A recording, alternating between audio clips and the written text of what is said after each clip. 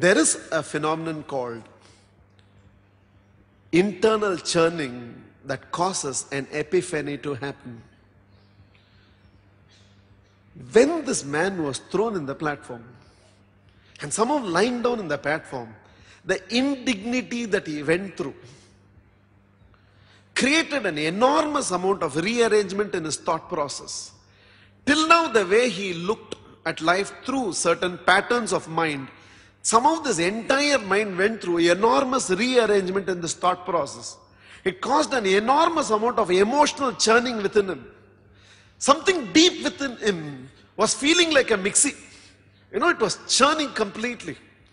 Now, whenever you go through this enormous internal churning, mentally, emotionally, psychologically, when an enormous amount of internal churning happens, a spiritual phenomena happens called epiphany, where there is a divine intervention. And what this intervention does is, it shifts the focus with which you look at life. It's called an ever since moment. Ever since moment is, you can define the life of the barrister from the time he was born to that day in the platform, and ever since. Somehow that incident, that moment becomes a point of reference in your life, and everything about your life from then onwards is defined by that reference point, and that reference point is called ever since moment in your life. So somehow when this man was dying, and none of the hospital authorities were willing to help this man, and during those moments, the school teacher asked this question: there are enough institutions to provide dignity to those who are living. Why there is no institution to provide dignity to those who are dying? Why can't I do something about it? She went through the same churning. There was an enormous amount of mental rearrangement that happens. She till then looked at life through certain pattern of thoughts, and right now she was going through this enormous amount of churning, which was changing the patterns with which she was looking at things. And this enormous amount of churning that was happening within her created a lot of emotional churning within her, brought in a moment of divine intervention, epiphany. And that became an ever since moment in her life. And that ever since moment in her life, that is a point of reference. So the life of Agnes from the time she was born to that moment, ever since.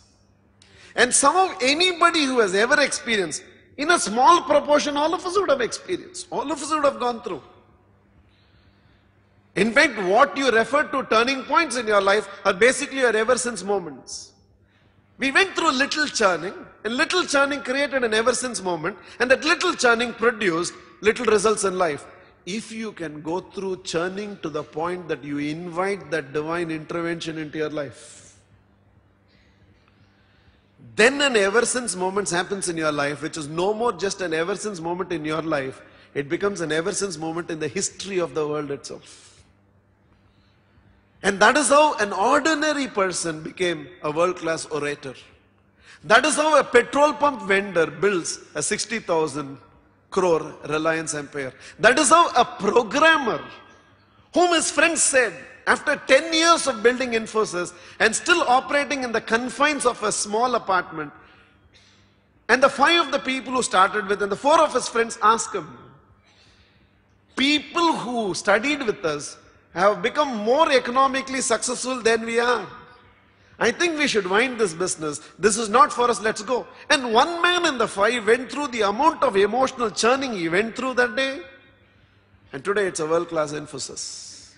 Everything changed after that one meeting, when he found that 5 people came together to start a business, of which 4 have lost hope. They said, let's sell the business. He said, no, we will not sell the business. Give me 1 year, I'll buy the 4 of you. And that was the beginning of Infosys. And from there, everything, an ever since moment.